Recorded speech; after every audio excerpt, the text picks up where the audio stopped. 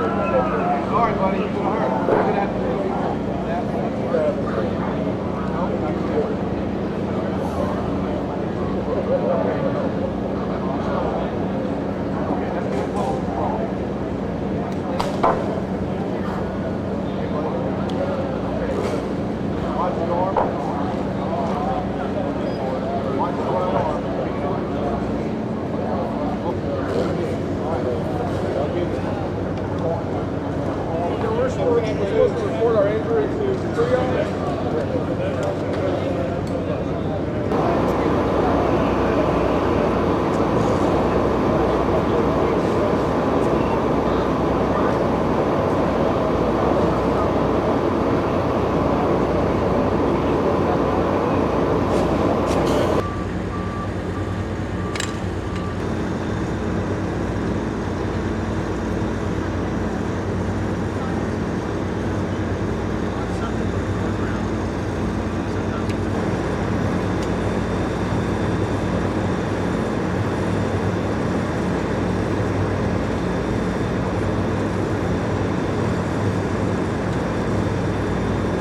Good shot of the ambulances going in and out.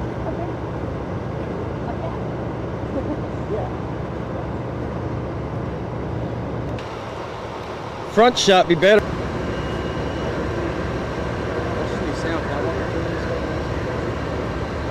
Not yet.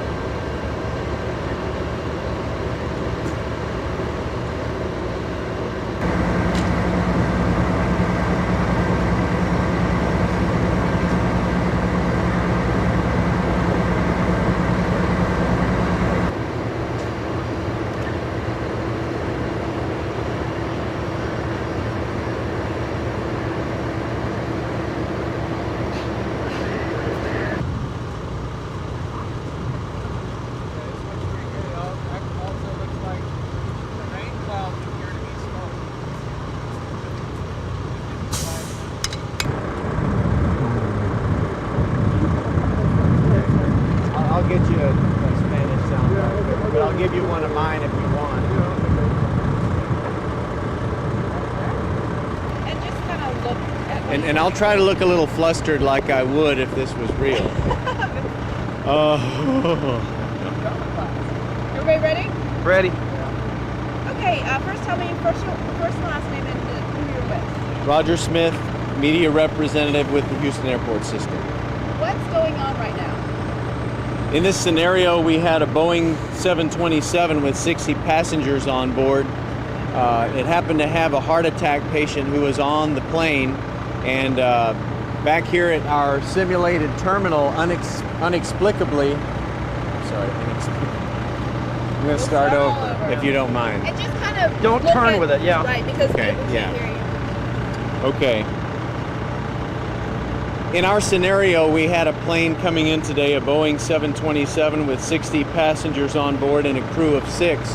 There was a heart attack patient, but just to complicate matters, as it was pulling up to this mock terminal behind us, the engines throttled up unexpectedly and it crashed in. So we have some injuries inside the terminal and some folks inside the plane who have to be transported. I mean, what percentage or how many injured do you think, approximately? Just visually, I'm sure that the passengers on board the plane have relatively minor injuries, but inside the terminal it looks like we have at least a couple of dozen casualties, and of course we'll tell you how they are generally as soon as we can get that information, but they're waiting to be transported right now.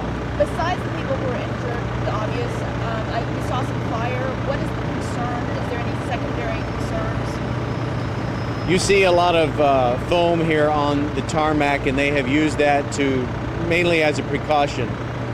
They have been declared fire safe, so there is no fire danger, but whenever you have an aircraft like this go into a structure, that's always possible. What's possible? Fire is always possible, so they have to take every precaution to make sure that that doesn't complicate matters, and we already have several casualties. What is the main goal of this drill? Okay, and now I'm talking in a more sanitized way. Every airport needs to do this by federal government mandate every 3 years to make certain that we are ready just in case the real thing happens. We tried to simulate the real thing both in the sequence of how things happen, in the volume of people that need to be taken care of, and go through all the procedures just as we would had this accident happened in real life.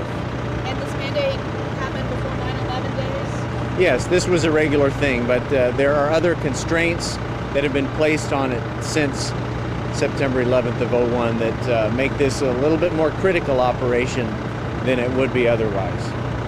How many departments do you have involved in this?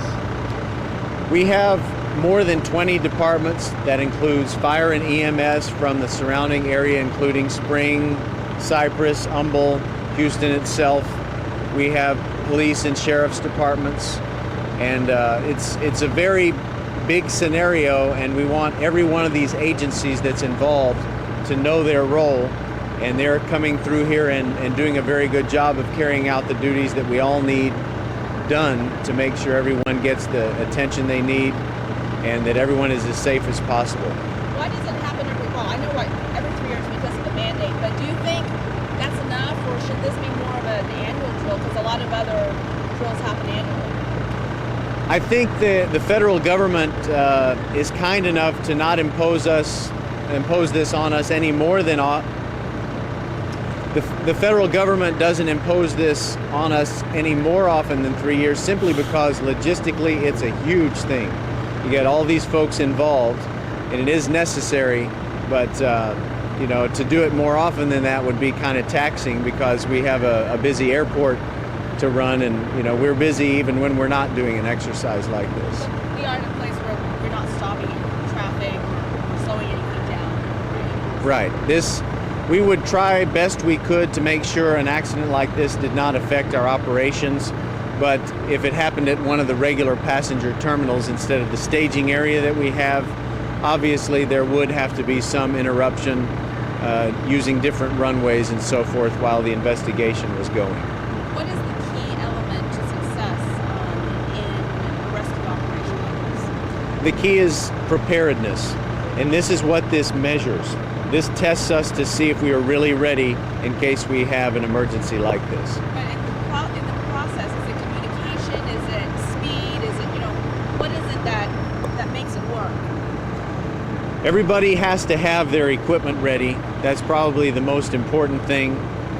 And the folks who run the operation here at Bush Intercontinental have to make sure everyone has access who needs access, and also that the people who don't really need to be in here don't get in here, because if that happens, that can keep someone who's in an ambulance and needing to get to a hospital from getting there when he or she needs to get there. I know you won't have the final results of how this actually went until the end and maybe a couple of days, but offhand, how do you think it went? It looks like it's a very smooth operation to me.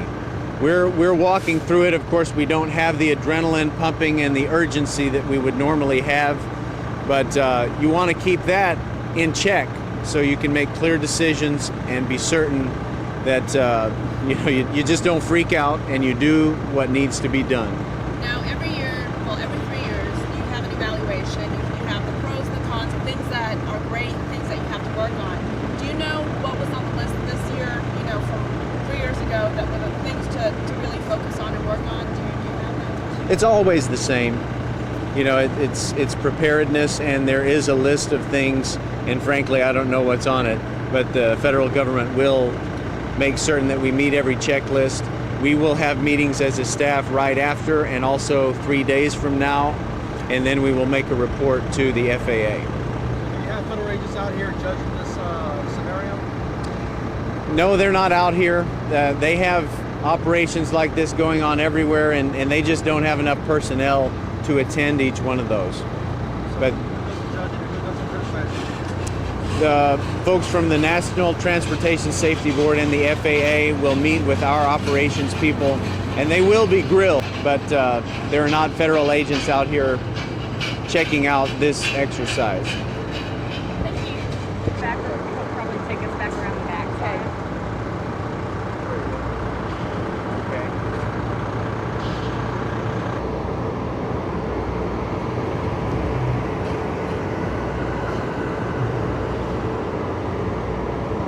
Okay, so the first three numbers that you gave me were folks in the aircraft, and then after that it was folks in the terminal building. Anyone in the terminal are safe yet? Yeah, it's fire than working it out. Okay. Yeah, All right, I appreciate the information. this is stall. Yeah. Stay calm. Everybody rolling? Yep. Okay, just giving the numbers here.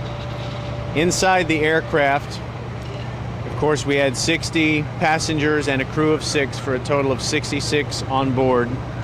Of those on the aircraft, 3 dead, 13 sustained minor injuries, 12 sustained serious injuries and were transported to hospitals. The remainder of the passengers were not hurt. The folks inside the building, we have 7 dead and 26 were seriously injured and transported to a hospital. Let me go see if I can get your incident command.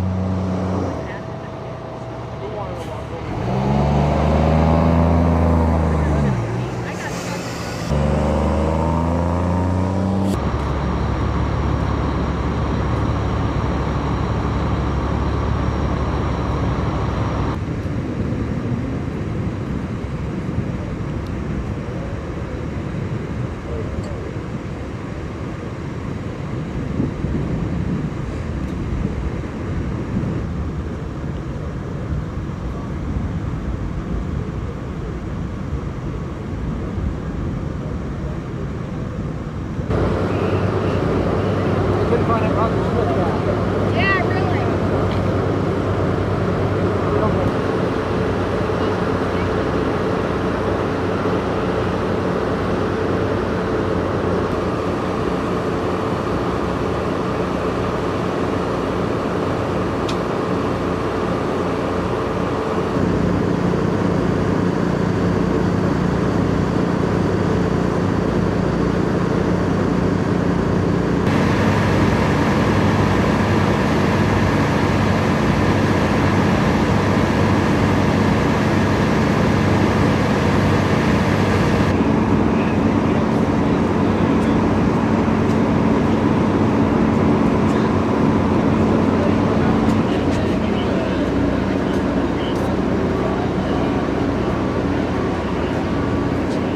Hey.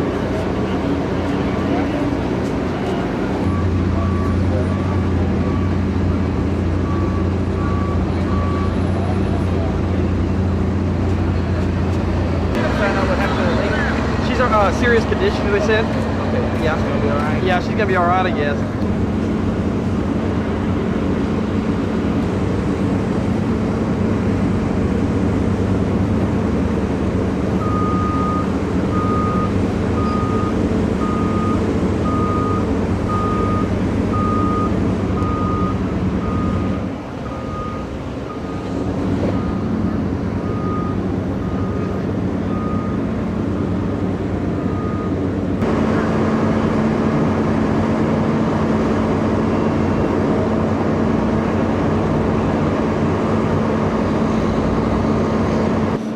First of all, what's your name? I'm Hector Vela, Spell your last name. VELA. Okay, you're with I'm with the Transportation Security Administration. with the federal government. Yes. Okay, tell me what your position is out here today, or what your job is out here today, basically. Actually, I'm an observer. The role that we played was having the TSA screeners at the checkpoint, which was a mock, simulating that this was a terminal. Okay, and basically, are you basically watching over the security procedures or the operation as a whole? We're watching the security procedures per se, the people that were responsible for the checkpoint. Okay, I imagine they're pretty well taxed with this much of equipment having to come in and out and try to keep track of everything and all. Looks like everything is pretty much going the way it should? Yes, it did. Very well, as a matter of fact. Okay.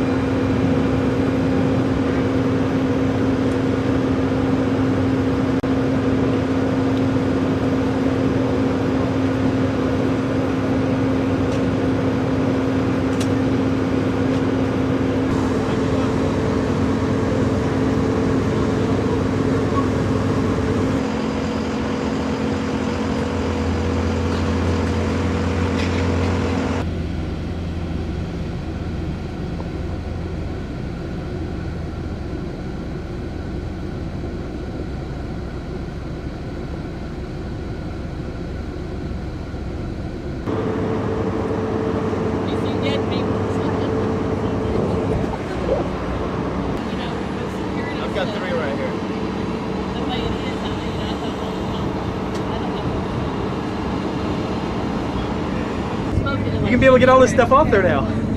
Well, I don't know, because it doesn't seem to be coming off on my fingers. How'd you decide to do something like this? I'm a vice president of a group called Women in Aviation, and we just wanted to volunteer for this. Okay, what was your role in it? I'm a dead person. You're a dead person. Were you in the terminal or on the plane? 20 to 30 I was in the terminal with my baby. years of age. Okay, and the baby's condition?